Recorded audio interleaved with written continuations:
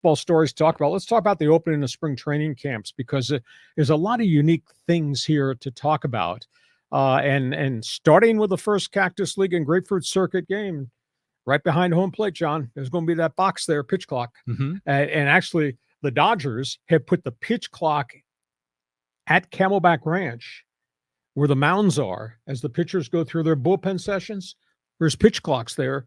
So they are teaching them to develop their rhythm right now, just in throwing sessions, for the 15-second pitch clock. So pitch clock is item number one. It's really interesting. Baseball's offenses, I think, are going to look different and feel different. Of course, there won't be any more shifts. And I think you're going to see balls get driven through the right side of that infield, and you're not going to be allowed to have infielders with their feet on the back of the grass or playing in short right field, as Manny Machado did. I just think offense is coming back into baseball because of the ban of the shift. The pizza box that you had dinner the other night. Yeah. I'll guarantee you, first time you look at an exhibition game on TV, you're going to be shocked at how big the bases look, because the new bases are 3 inches wider and longer. They look like a pizza box. Mm-hmm. It's going to be fascinating to see on the TV and say, what is that? But they are big and they do look strange, but that goes into place too. The ghost runner rule, extra innings, guy will start at second base. The players liked it. You know, I'm kind of a purist. I didn't like it initially. I thought it was a bad gimmick and gadget during the COVID era and the pandemic. But the more I looked at it, I said, yeah, that puts a little bit of more oomph, edge into the 10th inning of a ball game, because you don't want that guy to score from second base. So they voted that in. That's a permanent rule going forward, just like the designated hitter has now become a permanent rule in both leagues. And then the positional pitcher situation. Sorry, John, you can't pitch in the 8th inning.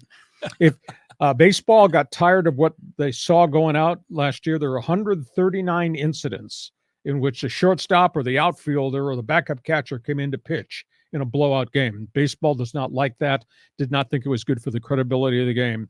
The only exception, if you're in extra innings and you run out of pitchers, you can use a positional player to pitch.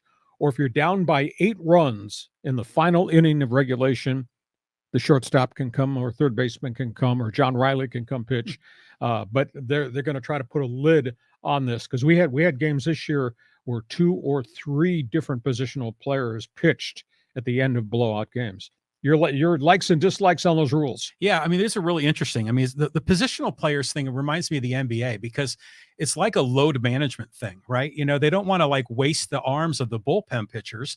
And for a fan paying big money, you know, you don't want to go out there and, you know, see Alexi Amarista pitching, you know, so that's just a waste of time. The part that I'm really fascinated with is, you know, even prior to making the bases bigger, I was always, I don't know, I just thought one of the beautiful things about baseball is how they got the base distances and the dimensions just right. I mean, you think about 90 feet and how close plays are at first base, how close plays are when they're stealing second. It's a matter of inches.